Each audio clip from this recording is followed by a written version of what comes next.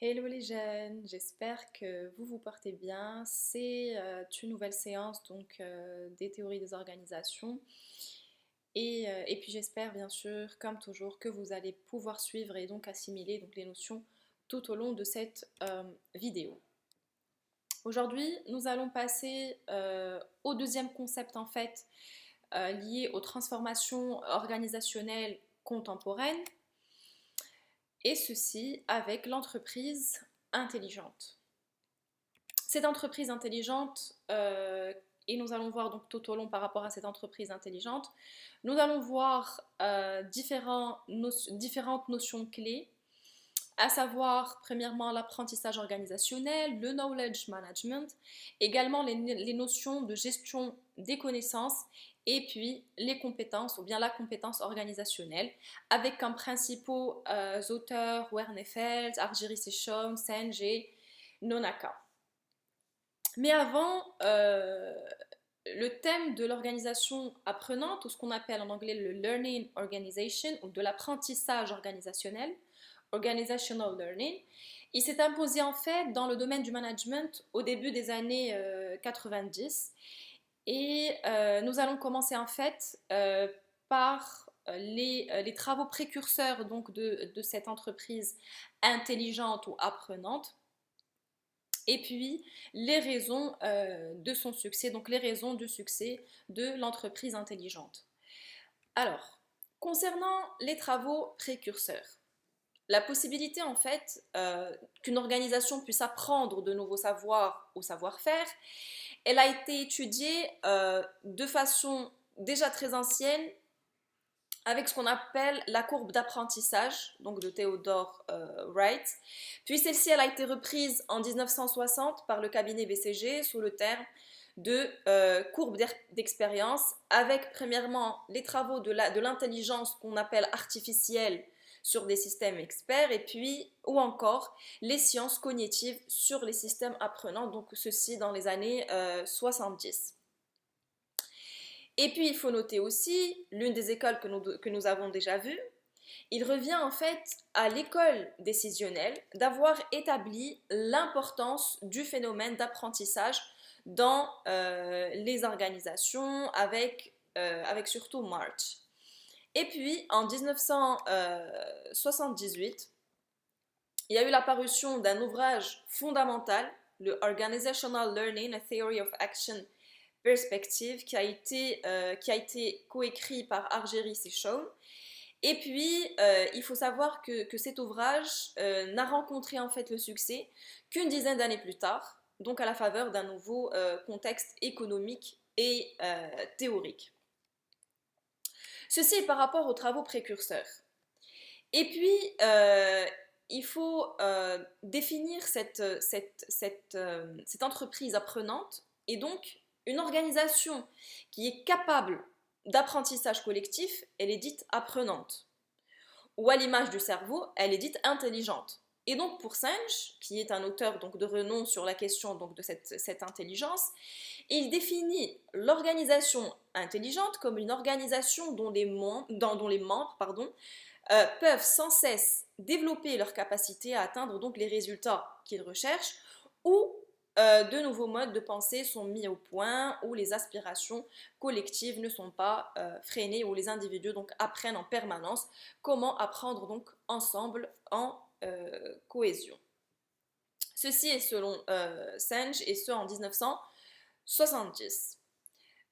Par rapport aux travaux précurseurs, nous allons voir maintenant les raisons du succès de cette école, ou bien de cette intelligence, ou bien de l'entreprise intelligente. Donc plusieurs raisons en fait ont conduit au renouveau du thème et du succès donc de l'entreprise apprenante. Premièrement, nous avons l'avènement de la société de savoir.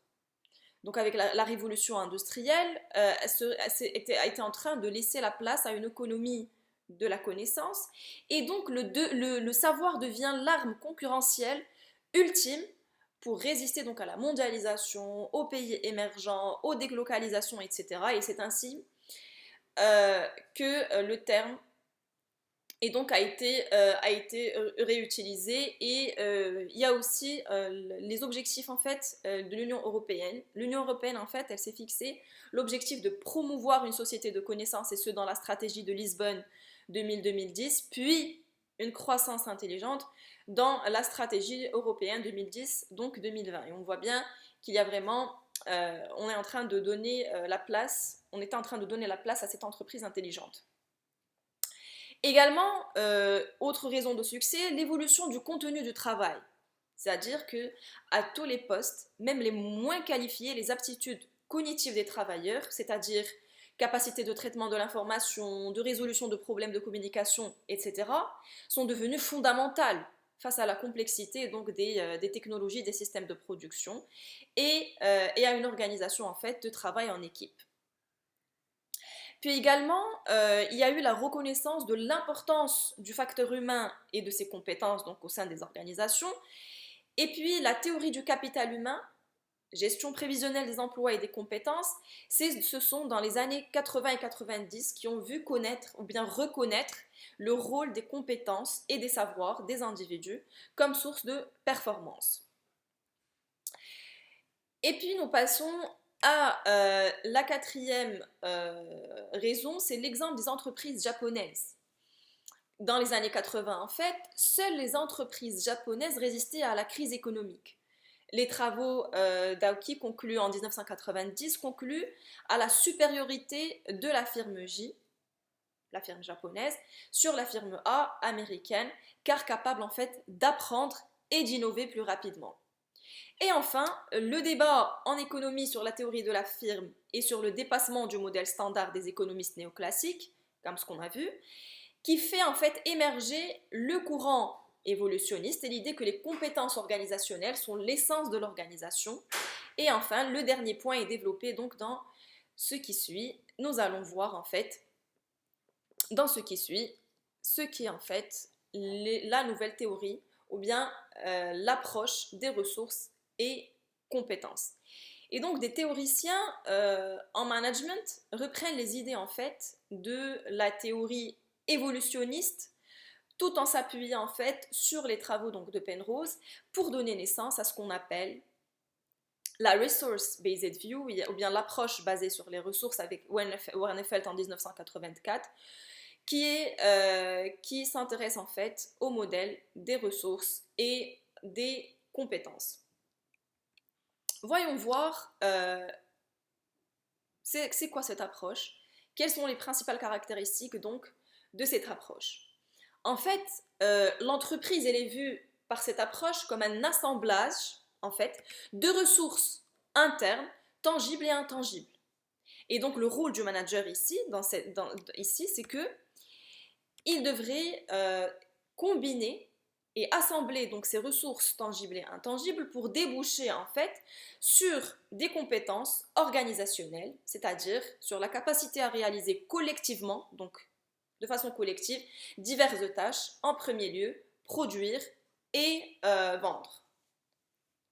Et puis il faut noter que certaines ressources et compétences collectives sont spécifiques à l'entreprise, et donc elle est la seule à savoir réaliser telle activité ou tel service, ce qui lui donne, le cas échéant, un avantage concurrentiel durable. Et les compétences organisationnelles donc, sont plus déterminantes que les ressources, donc pour obtenir un avantage concurrentiel, car elles sont plus difficiles bien sûr à imiter par les concurrents. Par exemple, adapter ses produits aux demandes spécifiques des clients, maintenir la qualité de sa production, dans différents endroits dans le monde, innover en permanence et puis maintenir son avance technologique, distribuer sa production en temps et en heures et en moindre coût. Cela en fait ne résulte pas d'un seul individu, d'un seul service de l'entreprise, mais nécessite la mobilisation de toute l'organisation et résulte en fait d'une combinaison particulière donc de savoir, de ressources financières, de structures organisationnelles, de procédures de travail et puis de circuits d'information. Et donc l'entreprise, qu'est-ce qu'elle doit faire? Elle devra être en mesure d'entretenir, d'améliorer et puis de renouveler ses ressources clés et ses compétences clés.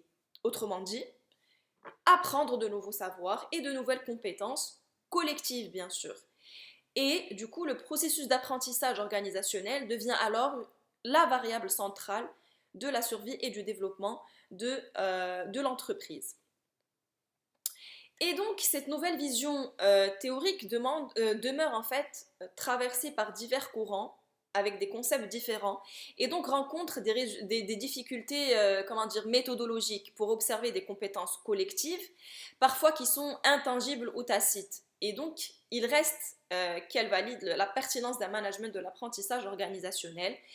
Et de ce fait, deux modèles en fait ont été proposés et que nous allons découvrir dans ce qui suit, à savoir le modèle d'Argyris et Shawn et le modèle de Nonaka. Commençons par le modèle d'Argyris. Donc selon Argyris et Shawn, les individus agissent dans une organisation sur la base de cartes mentales ou cognitives qui reflètent leur vision du monde et leur façon de penser. Et puis ces deux auteurs constatent aussi que quel que soit le pays ou bien les cultures, les cartes cognitives, elles convergent en fait vers le principe d'action ou ce qu'on appelle les valeurs directives directrices que l'on va voir après dans ce cours. Et puis c'est qui font que les individus en fait ne vérifient pas, il n'y a pas de test de vérification, les individus ne vérifient pas le bien fondé de leur raisonnement, ne confrontent pas leurs actions à la réalité et donc il y a absence de tests et de vérification. Il s'ensuit en fait des comportements défensifs, principalement par exemple par l'esquive, en reportant également la responsabilité des difficultés sur les autres, les incompréhensions, les erreurs, voire même les conflits vont alors se généraliser et donc empêchent toute l'organisation de s'adapter et donc de faire face au changement. Et pour sortir en fait de la situation de blocage, les individus doivent en fait remettre en cause les valeurs directrices et cela implique bien sûr un apprentissage en double boucle, non seulement, et on va voir ce qu'est la structure d'un apprentissage en double boucle, c'est-à-dire sortir du blocage et remettre en cause les valeurs directives. Et là, non seulement il faut être capable de corriger les erreurs en modifiant ses pratiques, par exemple, apprentissage en simple boucle, mais il faut aussi savoir si les erreurs persistent ou si les objectifs n'arrivent pas à être atteints, remettre en cause son cadre de fonctionnement et donc ses valeurs directives. Et voilà un schéma qui explique un peu cet apprentissage en simple et en double boucle. L'apprentissage en double boucle, en fait, il nécessite du recul critique entraînant de nouveaux schémas de pensée et d'action.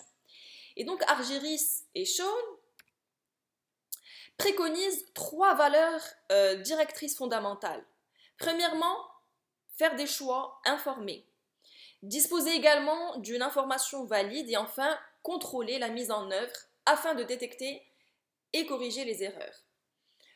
On prend par exemple une entreprise qui est confrontée à des plaintes de ses clients sur des retards récurrents donc de livraison. Et du coup, le service d'expédition, tout comme le service de production, ne constate pas les dysfonctionnements par rapport aux procédures établies.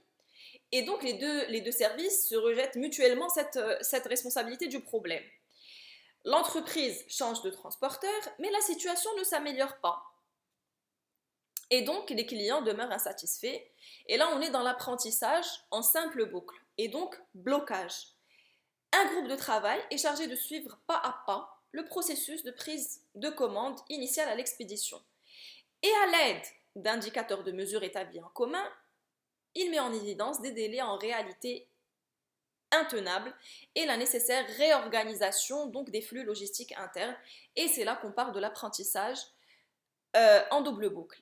Et là, Argyris et Shawn considèrent en fait qu'il faut commencer par agir sur le sommet de l'organisation, mais ils pensent que les dirigeants ne peuvent pas eux-mêmes en fait se remettre en question et que seul un expert extérieur à l'organisation peut enclencher les comportements adéquats pour un apprentissage en double boucle. L'organisation, elle est donc jugée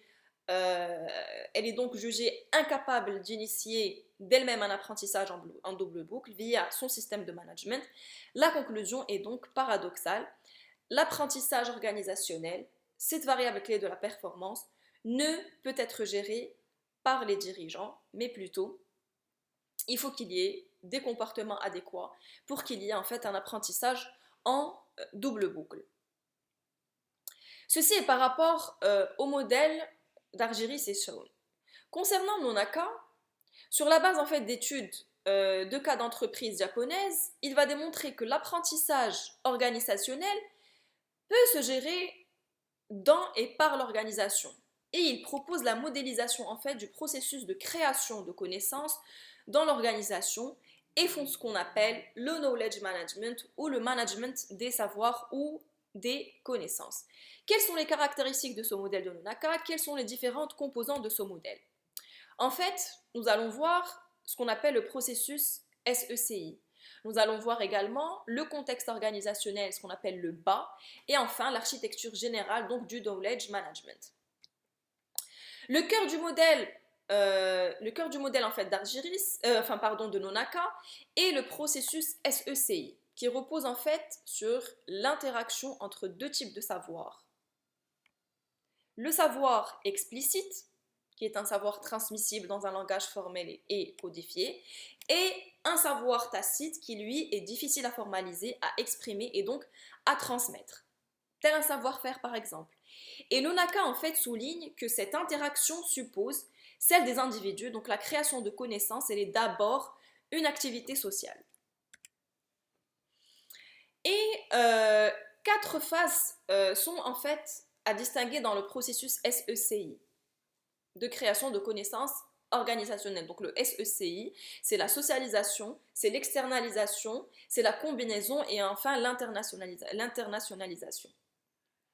Alors, concernant la socialisation, il s'agit en fait de la phase de transformation du savoir tacite individuel en savoir tacite qui est collectif. Et cela passe par une expérience partagée, par exemple l'observation, l'imitation au cours, de la pratique, apprentissage, donc sur le tas, tutorat. Et cette phase se fait en équipe et nécessite donc le dialogue et une confiance mutuelle. Nous avons également l'externalisation, qui est la phase de transformation du savoir tacite collectif en savoir donc explicite.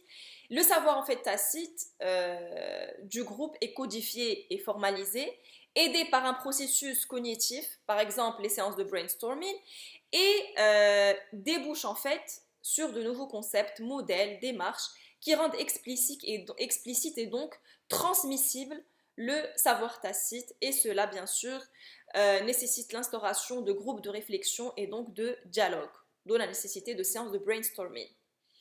Puis le troisième point, c'est la combinaison, c'est la phase en fait de confrontation de nouvelles idées, concepts et puis démarches entre elles, et aux connaissances explicites qui sont déjà existantes dans l'entreprise pour produire de nouvelles connaissances. Et ce processus combinatoire est celui qu'opèrent les individus donc au cours de leur formation académique par exemple, mise en relation et agencement de diverses connaissances. Cela nécessite la diffusion des informations et un système d'information partagé. Et enfin, l'internalisation, ou intériorisation par les individus de savoirs explicites nouvellement créés. Donc les individus expérimentent les nouvelles connaissances et acquièrent des savoirs tacites qui sont supplémentaires par la pratique, le learning by doing, et puis un nouveau cycle de production de savoir organisationnel peut alors s'enclencher. Et donc ce processus SECI, il génère une spirale de création de connaissances lorsque les 4 phases s'enchaînent et se diffusent dans toute l'organisation. C'est-à-dire que toutes ces 4 phases peuvent s'enchaîner donc dans une organisation, et du coup, il y a la création d'une spirale de connaissances. Deuxième point par rapport au modèle de Nonaka, c'est ce qu'on appelle le BA. En effet, un contexte organisationnel est nécessaire pour soutenir le processus SECI. Et Nonaka le nomme le BA, c'est un terme japonais qui est intraduisable. Et donc le BA, c'est une notion en fait proche de celle de la communauté de pratique ou de communauté de savoir. Et il se définit comme un espace physique par exemple un bureau, une cafétéria par exemple, virtuel, une plateforme web, un outil collaboratif ou mental, c'est-à-dire des idées partagées, des cultures ou encore une combinaison de cela, c'est-à-dire un groupe de travail où en fait des individus se rencontrent pour échanger, questionner et partager leur savoir et savoir-faire ainsi que leur façon de penser. C'est ainsi en fait que c'est aussi le bas, c'est aussi un support au SECI qui détermine en fait la dynamique de la qualité. Et enfin, le bas repose sur différentes caractéristiques. Il repose sur un engagement des individus, des relations de confiance, de sympathie, d'affection et ne peut pas se décréter par la direction de l'entreprise. Il se construit et évolue donc de façon qui est autonome à travers donc les interactions entre les participants dans un cadre auto-organisé. Et Nonaka en fait fait d'ailleurs clairement référence à la théorie des systèmes auto-organisateurs en définissant les conditions propices à la spirale de création des connaissances, donc la spirale du modèle SECI. Et puis, Nonaka propose une architecture du knowledge management, donc qui repose en fait sur le processus SECI et sur le contexte organisationnel, le bas. Et donc l'organisation doit savoir apprendre en lien avec la stratégie. C'est le rôle du dirigeant, donc le top management, d'orienter le processus de création de savoir. Et donc, les top managers doivent avoir une vision qui doit être stratégique des savoirs, qui assure un avantage stratégique à l'organisation. Et du coup, elle doit évaluer les savoirs existants, identifier ceux qui seront nécessaires à l'avantage concurrentiel, par exemple les actifs stratégiques de savoir, et puis prévoir les nouvelles connaissances à construire. L'encadrement, ce qu'on appelle les middle managers, donc les middle managers ont pour tâche d'animer le processus SECI et donc le bas. Ceci est par rapport au modèle de Nonaka. Passons maintenant au principe du management de la connaissance. Ce principe de management de la connaissance, nous allons voir quelles sont les structures organisationnelles donc du management des connaissances, quel système d'information utiliser et puis comment est organisé en fait le travail. Concernant les structures, donc les structures organisationnelles, des structures horizontales favorisent en fait les échanges, le partage et l'intégration collective donc des savoirs. Elles se caractérisent par des niveaux donc hiérarchiques qui sont réduits et par des relations qui sont donc fortes entre les différents services et fonctions de l'organisation. Nous retrouvons aussi une autre structure, celui du groupe de projet, qui illustre ce type de structure horizontale. Donc des individus aux compétences qui sont différentes et provenant de services différents se coordonnent pour concourir à la réalisation d'un objectif commun. Autre structure, ce qu'on appelle l'organisation transversale, elle désigne une organisation qui se structure continuellement en multiples groupes de projets. Et enfin, l'organisation en réseau, donc la connexion donc, entre individus et groupes est permanente et diverses ressources sont partagées. La réciprocité et donc la confiance sont les éléments déterminants de ce type d'organisation. La hiérarchie, elle est peu présente, voire même absente, et les relations et leur intensité, donc elle évolue de façon autonome en fonction des objectifs et des activités des membres et du coup les communautés de pratique ou de savoir s'inscrivent notamment dans ce cadre structurel. Ceci est par rapport aux structures organisationnelles. Deuxième point, c'est le système d'information. Donc ce système d'information, il doit permettre la libre circulation et le partage de l'information à travers toute l'organisation, sans oublier en fait le stockage qui permet à l'organisation donc de mémoriser l'information et des savoirs existants. Le système d'information également doit être tourné vers l'extérieur de l'entreprise, c'est-à-dire faire la veille stratégique, la veille technologique et la veille concurrentielle, etc.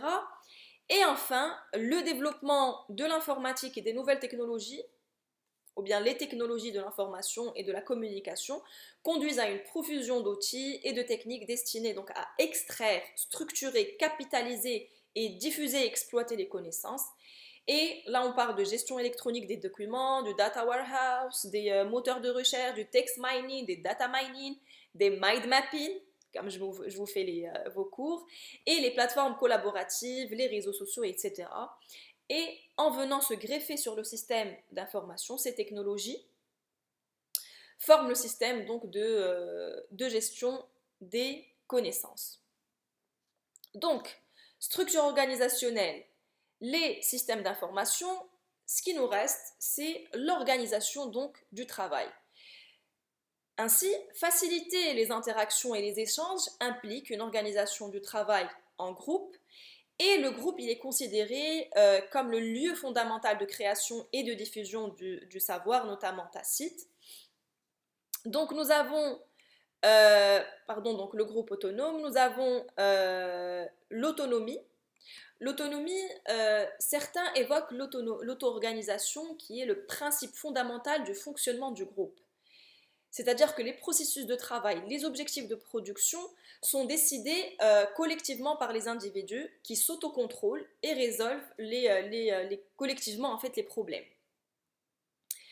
Puis, par rapport à cette organisation de travail, nous avons également la polyvalence et la rotation en fait, des postes des responsabilités au sein de l'équipe sont aussi préconisés afin d'élargir l'expérience et donc le partage des connaissances entre les individus. Et enfin, ce qu'on appelle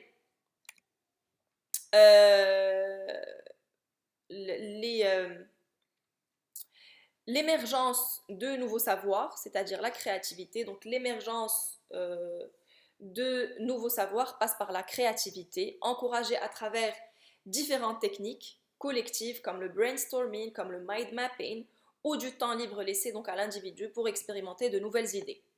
Par exemple, le fonctionnement en équipe autonome, il a été revisité par les méthodes agiles qui misent sur une petite équipe autorégulée, sans hiérarchie, sans spécialisation, avec un fort esprit d'équipe, une forte communication et des feedbacks qui sont périodiques, capables donc de réagir très vite aux changements et dont le cahier de charges donc reste ouvert, ce qui laisse place à la créativité de l'équipe.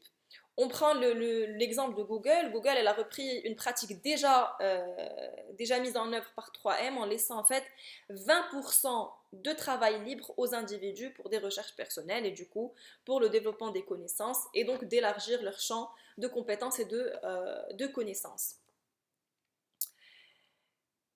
Et nous arrivons enfin, vu que maintenant nous avons vu les principales caractéristiques de l'entreprise dite intelligente ou apprenante, mais quel est le rôle en fait du manager? Donc le management du savoir implique enfin en fait de revoir le rôle du manager. Là, il ne s'agit plus en fait de planifier les tâches, de contrôler le travail, mais d'adopter plutôt un management participatif. Et donc, les managers doivent prendre le rôle d'animateur, de pédagogue, de facilitateur. Ils favorisent la collaboration, ils incitent et soutiennent les communautés de savoir et donc ils encouragent le dialogue, préalable fondamental à tout échange entre les individus d'une organisation. Une autre tâche essentielle donc, du manager, c'est d'instaurer un climat de confiance. Ce climat de confiance est une condition au partage, à l'échange et au désir d'apprendre. Cela implique le droit à l'erreur, par exemple l'absence de sanctions, pour aider les individus donc, à transformer leur échec en occasion d'apprentissage. Et donc, si on veut résumer, c'est que les managers doivent véhiculer et diffuser une culture propice à la création de connaissances et bien sûr adopter un management participatif. Donc, notre cours touche à sa fin. Nous avons abordé une approche très importante, une entreprise qui détermine ses ressources et compétences clés, qui aura pour conséquence, donc si on a les ressources et compétences clés, nous aurons une création de valeur pour l'entreprise. Et qui dit création de valeur pour l'entreprise dit performance de l'entreprise. Et donc, pour conclure, il faut souligner que dans la réalité, il faut souligner la réalité en fait d'un soubassement théorique et la cohérence d'ensemble de pratiques managériales proposées au plan stratégique, organisationnel et technologique, informationnel, humain et culturel. Donc, ces principes du management, ces pratiques de management, et cela explique aussi le succès de l'entreprise intelligente.